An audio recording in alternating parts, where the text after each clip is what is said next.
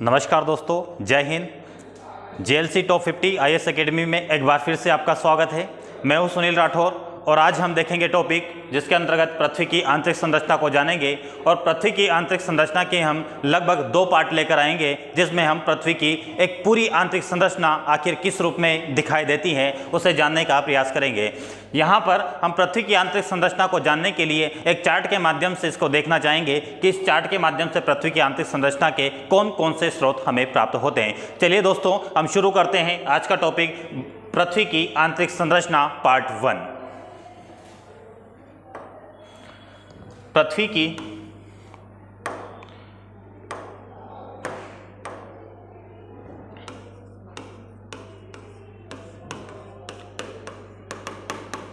आंतरिक संरचना।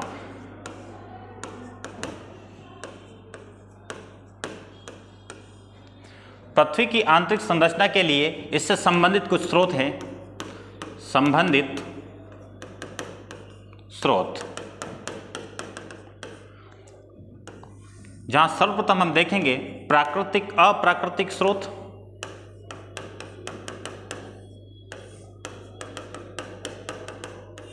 वहीं दूसरे वर्ग के अंतर्गत हम जानेंगे पृथ्वी की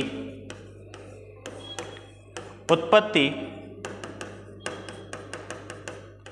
संबंधी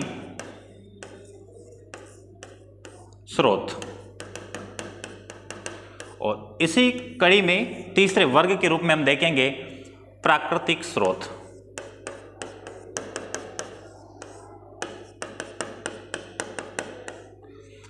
जहां अप्राकृतिक स्रोत के अंतर्गत हम जानेंगे कि आखिर पृथ्वी की आंतरिक संरचना का घनत्व आधारित प्रमाण के आधार पर कैसे स्पष्टीकरण होता है।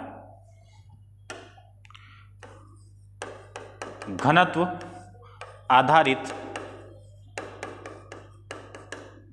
प्रमाण या घनत्व आधारित स्रोत। दूसरा वर्ग जिसे अप्राकृतिक स्रोत वर्ग के उपवर्ग के अंतर्गत रखेंगे, जहां पढ़ेंगे हम दाब आधारित प्रमाण, दाब आधारित प्रमाण। और वहीं तीसरे उपवर्ग के रूप में ताप आधारित प्रमाण।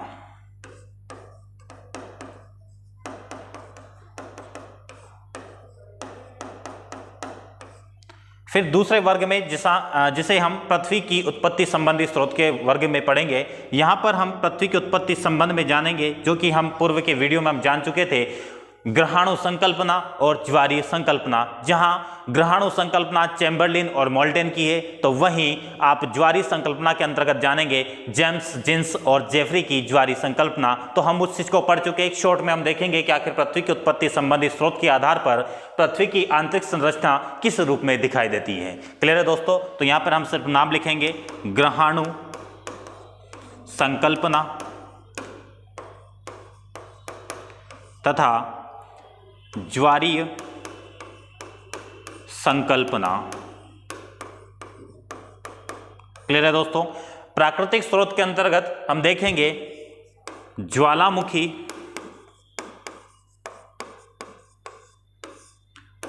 प्रक्रिया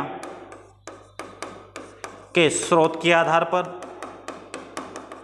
क्लियर है? ज्वालामुखी प्रक्रिया के स्रोत के आधार पर हमें कैसे पृथ्वी की आंतरिक संरचना का पता चलता है, वह हम जानेंगे ज्वालामुखी प्रक्रिया के अंतर्गत।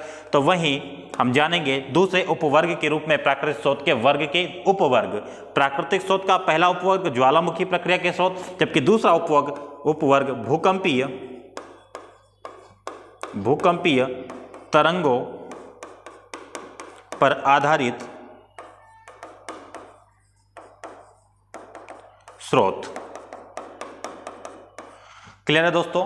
तो ये हमारा चार्ट है। इस चार्ट को हम 2 पार्ट में कवर करेंगे। आज वाले पार्ट में जो कि आप देख रहे हैं घनत्व आधारित प्रमाण, दाब आधारित प्रमाण और ताप आधारित प्रमाण को इस भाग में कवर करेंगे। और दूसरे भाग में हम अन्य बातों को कवर करेंगे या अन्य स्रोतों के बारे में जानने का प्रयास करेंगे, जिससे कि हमें पता चल पाए कि पृथ्वी की आंतरिक संरचना आखिर किस रूप में है या किस अवस्था में है। तो चलिए दोस्तों, हम शुरू करते हैं अप्राकृतिक स्रोत के अंतर्गत। लेकिन अप्राकृतिक स्रोत में पहुंचने से पहले हम 2 बातों की ओर चर्चा करेंगे। एक कहा जाता है प्रत्यक्ष स्रोत, प्रत्यक्ष स्रोत, और दूसरा होता है आपका अप्रत्यक्ष स्रोत।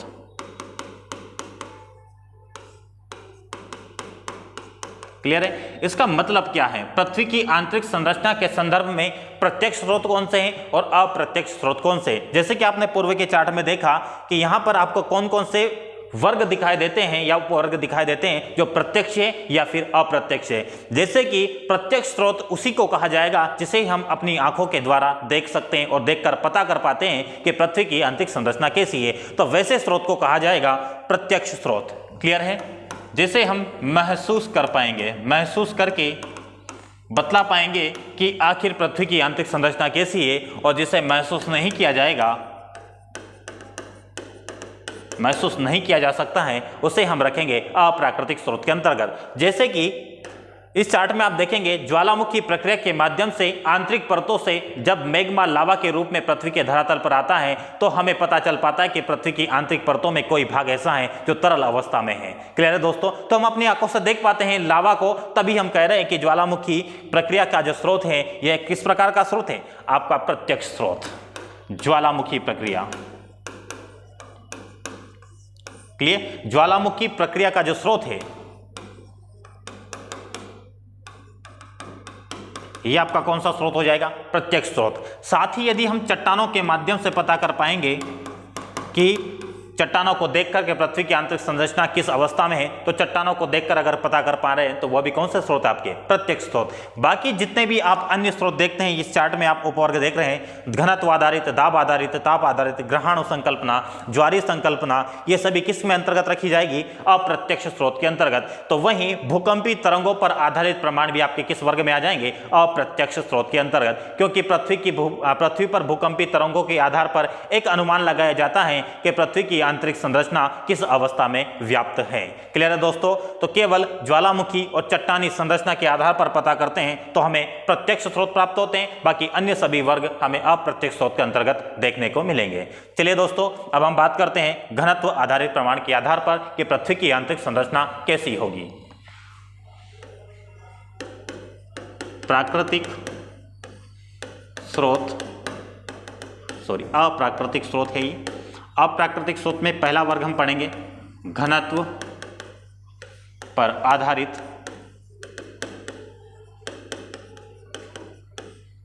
प्रमाण। क्लियर दोस्तों? घनत्व पर आधारित प्रमाण। अब घनत्व पर आधारित प्रमाण के आधार पर हम जानेंगे सबसे पहले पृथ्वी का एक क्षेत्र लेंगे, एक टुकड़ा बाहर निकालेंगे। अब इस पर हम देखेंगे, इसको गणितीय रूप से सिद्ध करेंगे कि पृथ्वी की आंतरिक परतों पे जाने पर घनत्व में क्या परिवर्तन होगा, डेंसिटी में क्या बदलाव होगा। क्लियर है? घनत्व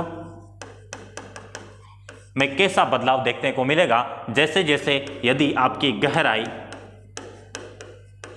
गहराई बढ़ती है तो घनत्व में क्या परिवर्तन होगा। इसके लिए हम सबसे पहले इस बात को जानने के लिए हमें दो औसत घनत्व की बात की जाएगी। दो औसत घनत्व कौन से?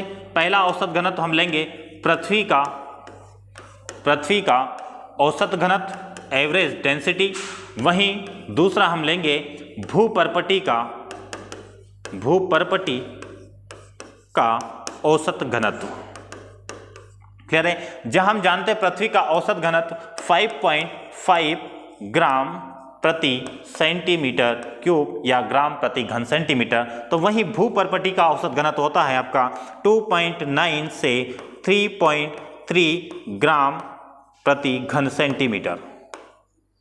क्लियर है दोस्तों?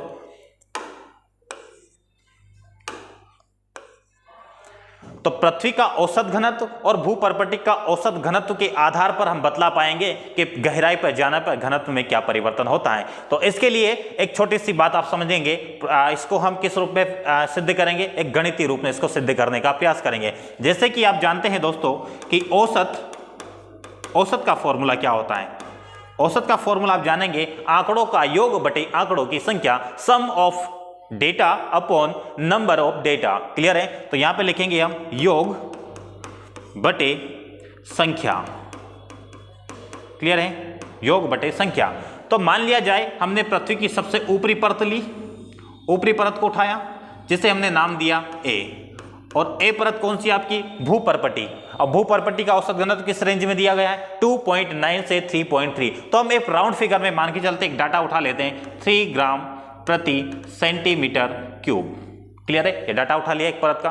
एक पृथ्वी की आंतरिक परत हम लेंगे जहां का हमें घनत्व पता करना है, और इसका घनत्व पता करने के बाद हम ज्ञात कर पाएंगे कि पृथ्वी की आंतरिक परतों में जाने से घनत्व में किस प्रकार का परिवर्तन दिखाई देता है। तो इस आंतरिक परत को हमने बी नाम दिया, एक सबसे ऊपरी परत जिसे भूपर्पटी कहा जा रहा है उसे ए नाम दिया। अब इन दोनों के घनत्वों को जोड़कर हम औसत घनत्व निकालेंगे, और औसत घनत्व किसका निकलेगा? पूरी पृथ्वी का। तो हम यह कह सकते हैं पृथ्वी का औसत घनत्व बराबर a प्लस बी बाई 2, क्योंकि दो डेटा है हमारे पास, डेटा की संख्या कितनी है? 2, और डेटा का सम कितना हो जाएगा? a plus B. तो इसी को हम आगे सॉल्व करेंगे, जैसे कि पृथ्वी का औसत घनत्व कितना हो जाएगा? 5.5 ग्राम प्रति सेंटीमीटर क्यूब। तो इसी को आगे सॉल्व करेंगे। a का मान कितना है आपका? 3, और b का हमें जानना है, और अपॉन 2। जब इसको सिद्ध करेंगे तो हमारा b का वैल्यू कितना आ जाएगा? b का वैल्यू आपका निकल कर आएगा 8 ग्राम प्रति सेंटीमीटर क्यूब। इसका मतलब हमें b भाग का यहाँ पे घनत्व जो प्राप्त हुआ है वो कितना प्राप्त हुआ है? मैथमेटिकली या गणितीय रूप से सिद्ध करने पर 8 ग्राम प्रति सेंटीमीटर क्यूब। इसका मतलब पृथ्वी की ऊपरी परत से आंतरिक परतों में जाने पर घनत्व में क्या हो रही है? वृद्धि। तो हमने यह सिद्ध कर दिया कि गहराई में वृद्धि के साथ घनत्व में वृद्धि होती है, और इसे सिद्ध करने के लिए हमने दो बातों का सहारा लिया, जहां पर पृथ्वी का औसत घनत्व वहीं भूपर्पटी का औसत घनत्व ज्ञात किया, या फिर इनका पता करने के उपरांत हमने जाना कि पृथ्वी की आंतरिक परतों में जाने पर घनत्व में वृद्धि होती जाती है, अर्थात गहराई डायरेक्टली प्रोपोर्शनल समानुपाती घनत्व। गहराई बढ़ने के साथ पृथ्वी की आंतरिक परतों का घनत्व भी क्या होता जाता है? बढ़ता जाता है। क्लियर है दोस्तों? अब ये बात तो यहाँ पे प्रूफ हो गई। अब इस बात को लेकर दो मत सामने आएंगे। क्लियर है? दो मत सामने आएंगे। अब उन्हें दोनों मत की बात कर लेते हैं। क्लियर है दोस्तों? तो इतना आपका समझ में आया होगा कि कैसे पृथ्वी की गहराई बढ़ने पर घनत्व बढ़ रहा है। चलिए अब इसी घनत्व के बढ़ने के बारे में दो मत सामने आते हैं, उसकी चर्चा कर लेते हैं।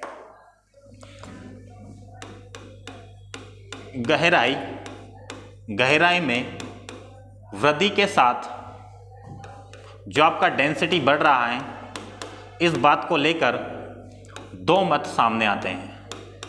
दो मत, ठीक है, जहां प्रथम मत और दूसरा द्वितीय मत। क्लियर है? अब प्रथम मत के अनुसार क्या बात की जाती है? प्रथम मत के अनुसार यदि रासायनिक संरचना एवं संगठन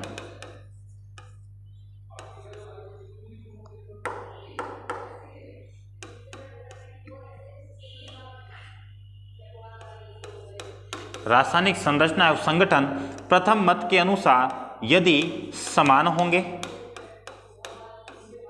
या फिर द्वितीय मत के अनुसार क्या होंगे? असमान।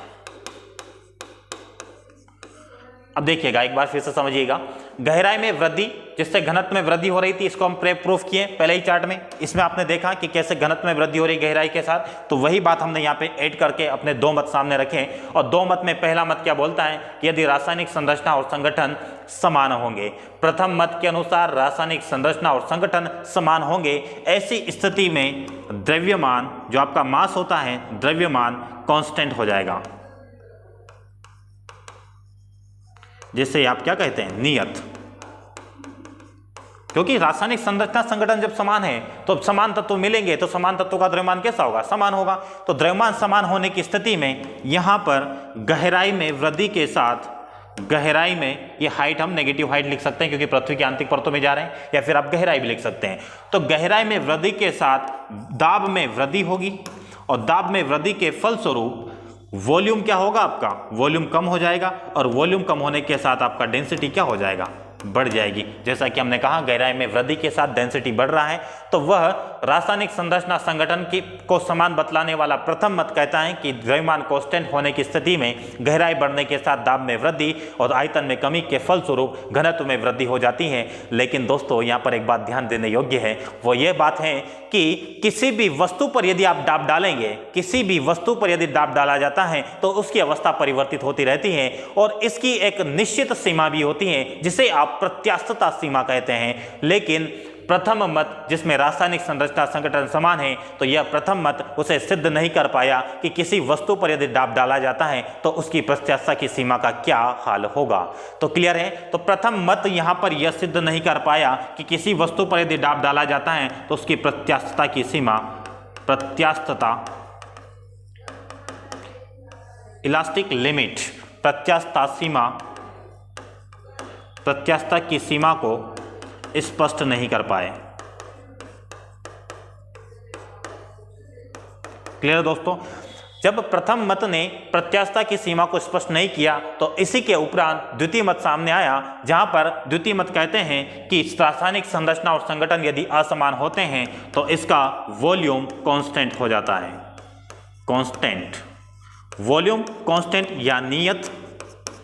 तो वॉल्यूम कांस्टेंट होने की स्थिति में यदि हाइट आपका नकारात्मक हाइट, जिसे आप गहराई कह रहे हैं, गहराई बढ़ने के साथ भार में वृद्धि होगी, क्योंकि आप जैसे जैसे पृथ्वी की गहराई में जाएंगे, जैसे कि ये केंद्रीय भाग जैसे आप जाएंगे तो ये आप आसपास वाले भाग का इसका दबाव इस पर गिरेगा, फिर और अंदर जाएंगे तो इसका दबाव इस पर गिरेगा, इस पॉइंट पर, और अंदर जाएंगे आप तो ऐसे अंदर की परतों पे जाने पर आप में भार में, आपके भार में क्या होती जा रही है, वृद्धि होती जा रही है। तो गहराई में वृद्धि के साथ भार में वृद्धि, और भार में वृद्धि के फलस्वरूप आपका डेंसिटी में वृद्धि हो जाती है।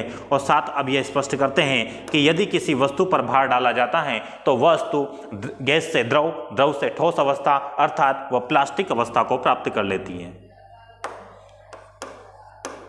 प्लास्टिक अवस्था,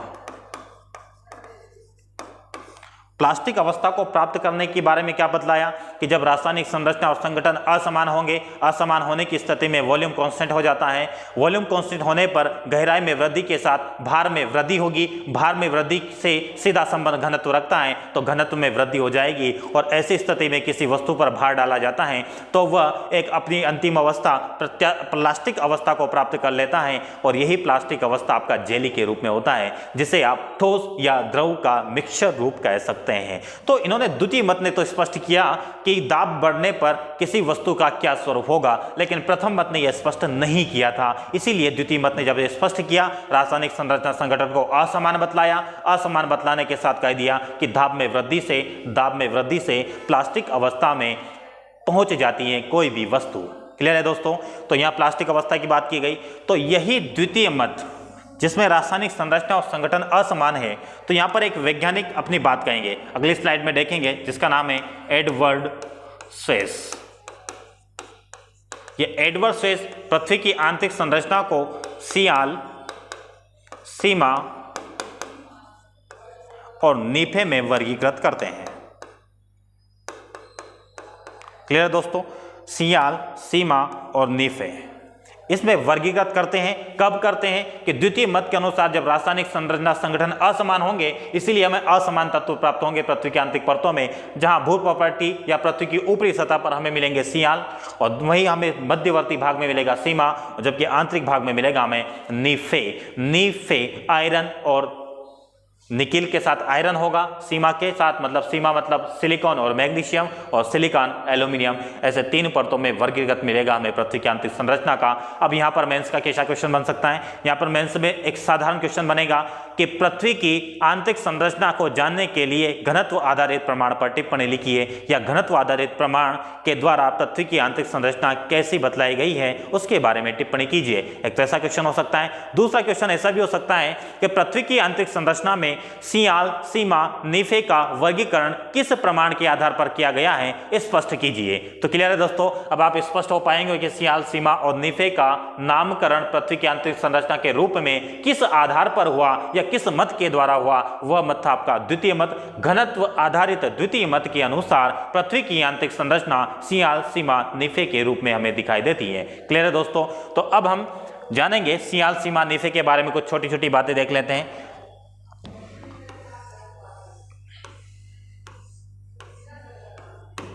सियाल, सीमा और नीफे, जहां सियाल का मतलब होगा सिलिकॉन प्लस एल्यूमिनियम,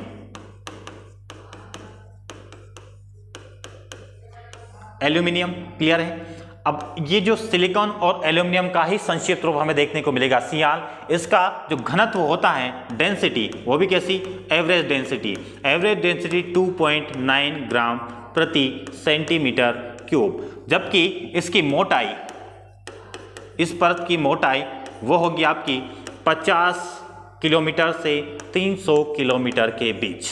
क्लियर है दोस्तों। वही बात करेंगे सीमा का, तो सीमा का मतलब हो जाएगा सिलिकॉन प्लस मैग्नीशियम,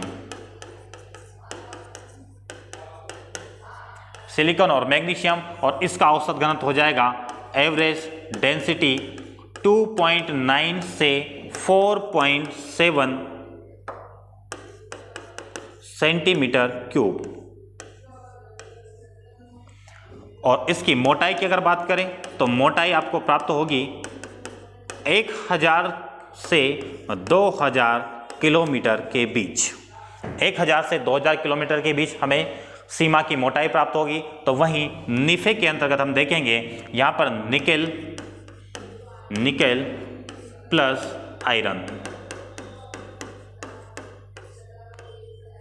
आयरन, और यह निकेल और आयरन से मिलकर बनी निफे, जिसका औसत घनत्व एवरेज डेंसिटी जो होगी आपकी 11 से 13 ग्राम प्रति सेंटीमीटर क्यूब।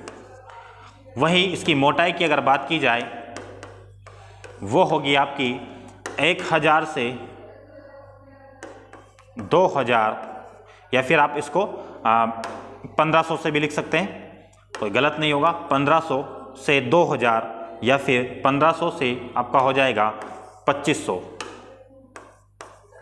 किलोमीटर के बीच इसकी मोटाई होगी। तो तीनों के बारे में यदि 3 मार्कर आपसे पूछा जाए सीमा के बारे में, तो ये बात बतलाइए, सियाल और सिलिकॉन एल्यूमिनियम से मिलकर बनी संरचना आपकी सियाल कहलाती है, जिसका औसत घनत्व यह दिया हुआ है, मोटाई उसकी 50 से 300 किलोमीटर दी हुई है। वहीं आपसे सीमा और निफे के बारे में पूछा जाए तो इन बातों को आप कोट करते हुए अपने 3 मार्कर के उस क्वेश्चन को तैयार कर सकते हैं। क्लियर है दोस्तों। तो ये सियाल, सीमा, निफे के बारे में है। अब हम आगे बढ़ते हैं, जहां पर हम जानेंगे कि दाब आधारित प्रमाण क्या सिद्ध करता है।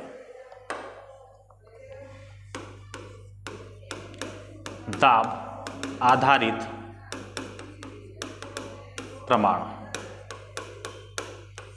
दाब आधारित प्रमाण हम जस्ट थोड़ी देर पहले ही देखे हैं कि जैसे पृथ्वी की गहराई क्या होती है, बढ़ती जाती है। गहराई बढ़ने से प्रेशर क्या होता है आपका, बढ़ता है, और प्रेशर बढ़ने से आपका क्या हो रहा था, डेंसिटी बढ़ रहा था। लेकिन डेंसिटी बढ़ने से पहले कौन सी प्रोसेस हो रही थी आपकी, वॉल्यूम। वॉल्यूम क्या हो रहा था, कम हो रहा था, जिसके फलस्वरूप आपकी डेंसिटी बढ़ रही थी। क्लियर है। तो दाब आधारित प्रमाण में सिर्फ इतना कहा गया, मतलब द्वितीय मत को और सिद्ध करते हैं कि रासायनिक संरचना संगठन असमान होंगे, तो वैसी स्थिति में यदि दाब बढ़ता है तो प्रेशर बढ़ता है, हाइट बढ़ता है, मतलब हाइट का मतलब नेगेटिव हाइट। तो यदि गहराई बढ़ती है, इस हाइट का मतलब आप गहराई समझिए, गहराई बढ़ती है तो दाब बढ़ता है। दाब में वृद्धि से वॉल्यूम कम होगा, जिसके फलस्वरूप घनत्व में वृद्धि हो जाएगी। और घनत्व में वृद्धि के बाद ये बतलाते हैं कि यदि दाब में वृद्धि होती है तो पृथ्वी का केंद्रीय भाग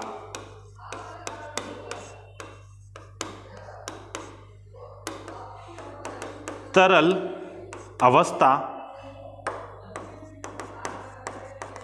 अवस्था को प्राप्त करेगा, जो कि आपने प्लास्टिक अवस्था कहा, प्लास्टिक अवस्था। और ऐसी स्थिति में आंतरिक शक्तियों के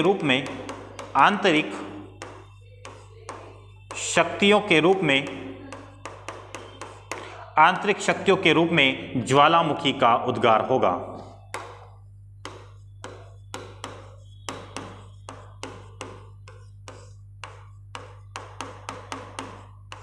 क्लियर हो दोस्तों।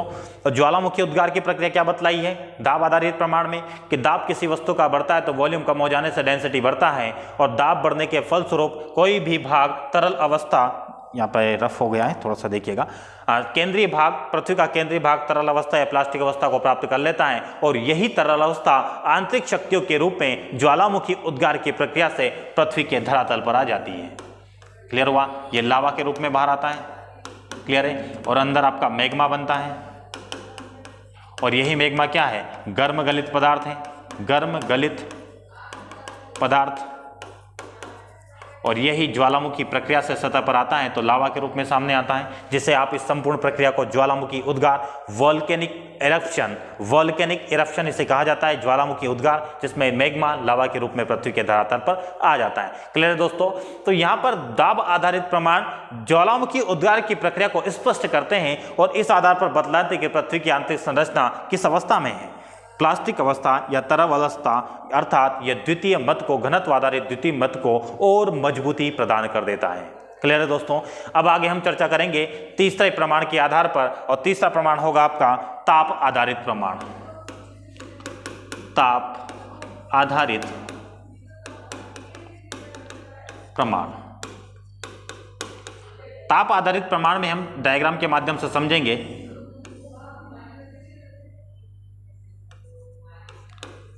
100 किलोमीटर, 300 किलोमीटर, और यहाँ हम पृथ्वी की आंतरिक परतों में जाते हैं तो 1 डिग्री सेंटीग्रेड ताप में वृद्धि होती है प्रत्येक 32, इसको और अच्छे से स्पष्ट लिख लेते हैं,